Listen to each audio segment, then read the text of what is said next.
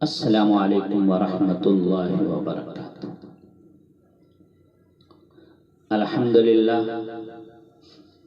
الحمدللہ نحمده ونستعینه ونستغفره ونؤمن به ونتوکل علیہ ونعوذ باللہ من شرور انفسنا ومن سیئات اعمالنا، من يهده الله فلا مضل له ومن يضلل فلا هادي له، ونشهد أن لا إله إلا الله وحده لا شريك له، ونشهد أن سيدنا وحبيبنا ومولانا محمد عبده ورسوله، فأعوذ بالله من الشيطان الرجيم، بسم الله الرحمن الرحيم، وقضى ربك ألا تعبدوا إلا إياه وبالوالدين إحسانا،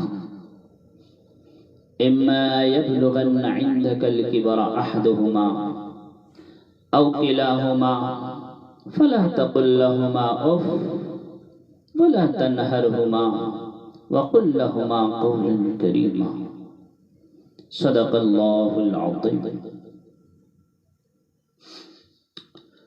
میرے بھائیوں، دوستو، بزرگوں،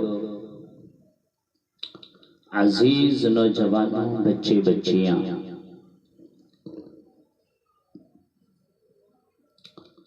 میں نے جو قرآن کریم کی آیت تلاوت کی ہے،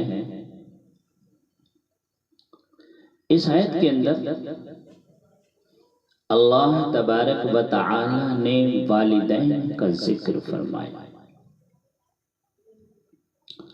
فرمایا اما یبلغن عندک الکبر احدہما، کہ اگر ماں باپ میں سے کوئی ایک بھی بڑھاپے کو پہنچ جائے، فلا تقل لہما اف، تو انہیں اف بھی نہ کہنا، انہیں ڈانٹنا نہیں، انہیں ڈپٹنا نہیں، وَقُلْ لَهُمَا قَوْلًا كَرِيمًا، ان سے پیار سے بات کرنا، پیار سے گفتگو کرنا، محبت سے باتیں کرنا، محبت سے گفتگو کرنا،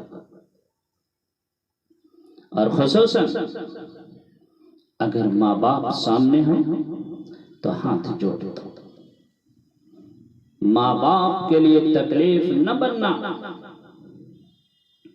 میں نبی سے پوچھا گیا، یا رسول اللہ قیامت کب آئے گی؟ آپ نے فرمایا اللہ کو ہی پتہ ہے، کب کو نشانی بتا دے؟ تو آپ نے فرمایا کہ جب بیٹیاں بھی ماؤں کو ذلیل کرنے لگیں گی تو قیامت آ جائے گی۔ بیٹے تو بدتمیزی کر جاتے ہیں، لیکن بیٹیاں عام طور پر فرما بردار ہوتی ہیں، لیکن آپ نے فرمایا کہ اگر بیٹیاں بھی ماؤں کو ذلیل کرنے لگیں گی تو قیامت آ جائے گی۔ تو میرے بھائیو، میرے بچوں، استاد بھی ماں باپ ہوتے ہیں اور اپنے ماں باپ بھی ماں باپ ہوتے ہیں۔ ہمیشہ ان کی عزت کرو، ان سے دعائیں لو۔ میرا اللہ کہتا ہے وَاخْفِضْ لَهُمَا جَنَاحَ الذُّلِّ مِنَ الرَّحْمَةِ، کہ ماں باپ کے سامنے بچ جا۔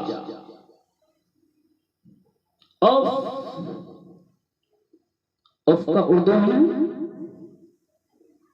اف کا اردو میں ہے ہوں، یہ ہوں کی آواز بھی نہیں آنی چاہیے۔ اف حالانکہ عربی میں کس کہتے ہیں؟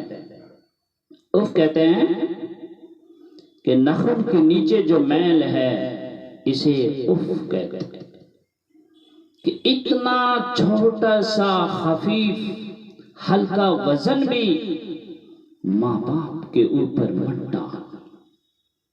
ماں باپ سے دعائیں لو، ماں باپ سے دعائیں لو،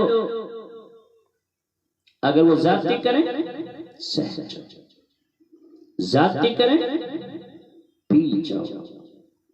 اللہ کی غیبی مدد سے جو کام ہوں گے وہ تمہارے ڈگریوں سے نہیں ہوں گے، وہ تمہارے ڈگریوں سے نہیں ہوں گے۔ یہ ڈگری تو کاغذ کا پرزہ ہوتا ہے، اس پر نہ تمہارا نصیب لکھا ہوتا ہے نہ تمہاری تقدیر لکھی رہتی ہے۔ نصیب تو یہاں لکھا رہتا ہے، تقدیر یہاں لکھی رہتی ہے، کاغذ کے پرزے پر نصیب و تقدیر لکھی نہیں رہتی۔ یہ سرسبز اور ہری ہوگی تمہارے اخلاق کے ساتھ، تمہارے ایمان کے ساتھ۔ موسیٰ علیہ السلام نے پوچھا اللہ سے، یا اللہ میرے جنت کا ساتھی کون ہے؟ اللہ تعالیٰ نے فرمایا قصائی کا کون؟ قصائی۔ کہ اللہ کہاں رہتا ہے؟ کب فلاں جگہ۔ موسیٰ علیہ السلام ڈھونڈتے ڈھونڈتے ڈھونڈتے ڈھونڈتے پہنچ گئے، دیکھا قصائی دکان پہ بیٹھا گوشت کاٹ کاٹ کے گاہکوں کو دے رہا۔ جب وہ فارغ ہوا تو گوشت کا ایک پارچہ تھیلے میں رکھا، دکان بند کی، کندھے پہ لٹکایا، گھر کو واپس چل دیا۔ موسیٰ علیہ السلام بھی ساتھ چل دیے۔ جب وہ گھر پہنچا تو موسیٰ علیہ السلام نے بھی اجازت لی، اندر داخل ہو، تھیلا نیچے اتارا، گوشت کا پارچہ نکالا، بوٹیاں بنائی اور ہانڈی پہ رکھ دی پکنے کے لیے۔ ادھر سے آٹا لے کے آیا، گونگا خمیر بننے کے لیے رکھ دیا۔ سالن تیار ہوا، روٹیاں بنائی، سالن اور روٹی ایک تھالی میں سجا کے گھر کے اندر گئے۔ دیکھا ایک ضعیف العمر خاتون چارپائی پہ لیٹی،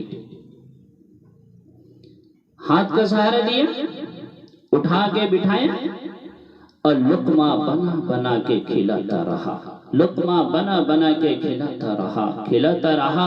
جب وہ فارغ ہوئی تو ان کا منہ صاف کیا، واپس چارپائی پر لیٹا۔ تو جیسی چارپائی پہ لیٹی اس نے یہ ہاتھ اٹھایا اور کچھ بڑبڑانے لگے۔ موسیٰ علیہ السلام دور تھے، سن نہ سکے۔ موسیٰ علیہ السلام نے پوچھا ہاں بھائی یہ کون ہے؟ کہا جی میری ماں ہے۔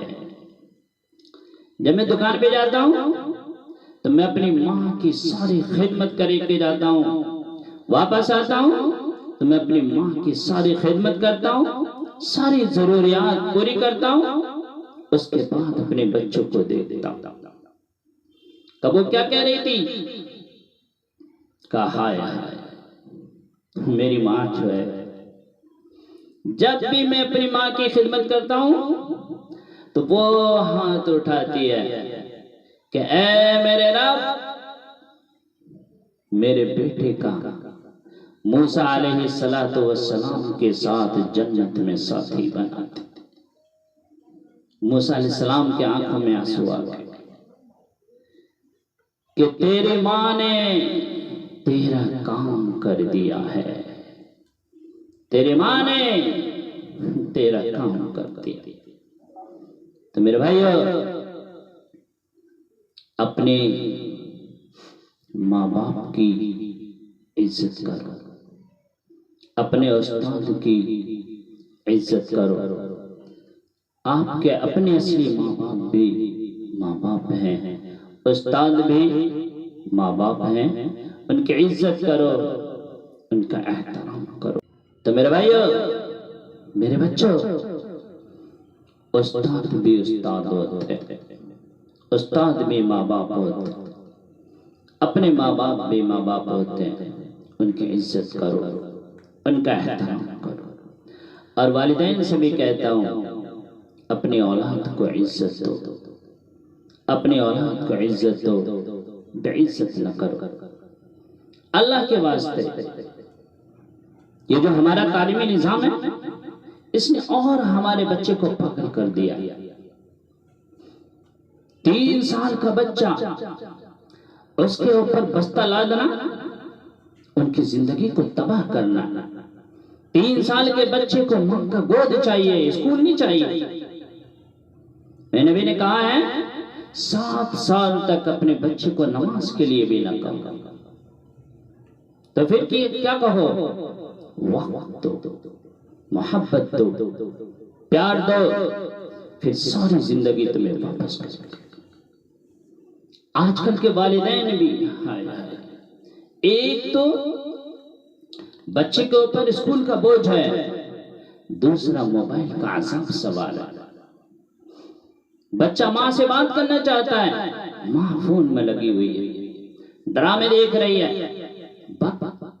کیا بچتا ہے؟ بول کیا کہہ رہا ہے؟ شوہر اپنی بیگم سے بات کرنا چاہتا ہے، فون میں لگی ہوئی ہے، ڈرامے دیکھ رہی ہے. بیگم اپنے شوہر سے بات کرنا چاہتی ہے، وہ فون میں لگا ہوا ہے. یہ ہماری زندگی ہے. ہماری لائف کوالٹی اتنی گندی ہو چکی ہے کہ کھانے پر بھی سکون نصیب نہیں. کھانے پر بھی کاروبار کر رہے ہوتے ہیں، ٹوائلٹ میں بھی بیٹھ کے کاروبار کر رہے ہوتے ہیں، دھڑ آوازیں آ رہی ہوتی ہے. میرے بھائیو، سکون کی زندگی گزارو، اپنی نبی کی زندگی سیکھو. میرے نبی کی سر پر 7 بر اعظم کے انسان جنات قیامت تک آنے والی نسلیں تھی، لیکن بچوں کے لیے وقت نکالتے تھے. بچوں کے لیے کیسے وقت نکالتے تھے کہ گھر میں گھوڑا بن جاتے تھے، اپنے ہاتھ کو پاؤں کو زمین پہ ٹیک کے کمر لیول کر کے حسن اور حسین کو بٹھاتے اور پورے کمرے کا چکر لگاتے تھے. کہتے تھے ہاں بھائی تمہارا اونٹ کیسا ہے، تمہاری سواری کیسی ہے.